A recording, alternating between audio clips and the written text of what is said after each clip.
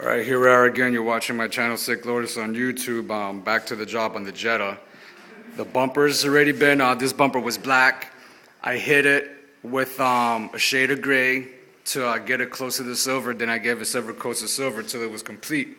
And I did it on this stand right here. Now I installed it on the car so that you can clearly see that it's not the same color. Okay, it's the color match, the color code. We got the paint techs made it for us and came and dropped it off, and the closest you're ever gonna get is in the 90 percentile. Now if I clear this, once I clear coat this, it's gonna be even more visible that this is slightly darker than that.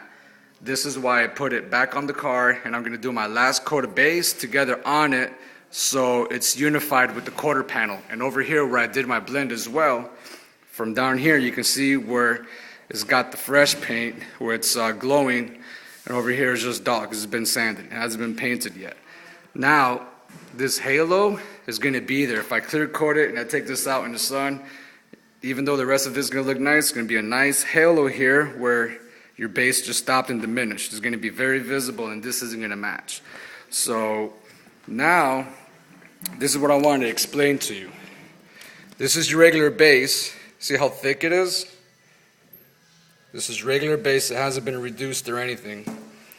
This is base that's reduced with a slow reducer, but it's slightly over reduced. Added just a little bit more reducer because this is what people do when they want to make a blend. They make the paint not so thick so that they can have a more successful blend. But let me show you something.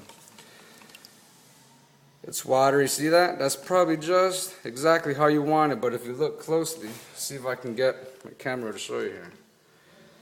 You see those metallics? You see how they're running? You see those streaks? You see, even though the paint's running, see how the metallics, see those lines? See how they're running downward? See that? That's not good, alright?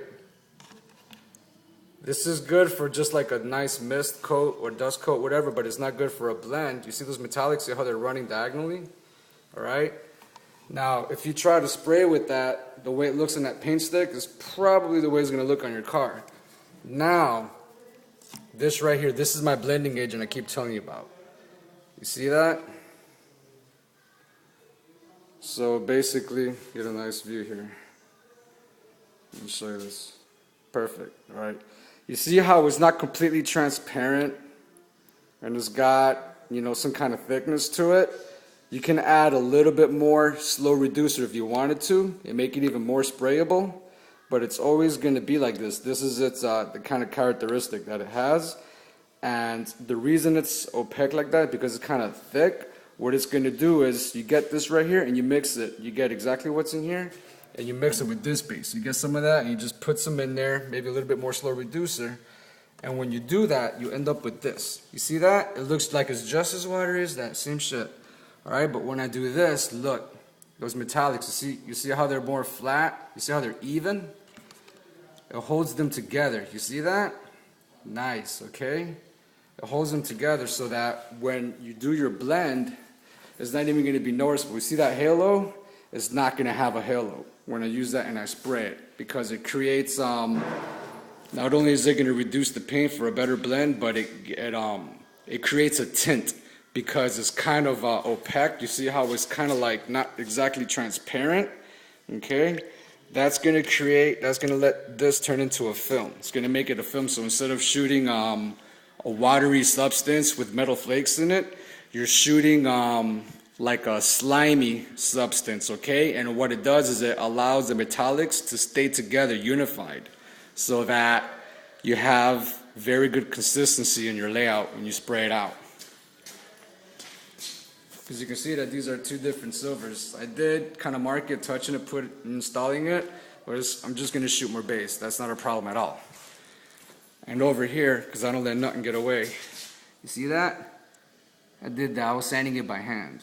And I actually did that. I'm not just going to come and start spray all that to fix it. I'm just going to come and put a little, drop of paint, a little touch up in there, and just do my blend. And it's going to disappear. So let me shut this here.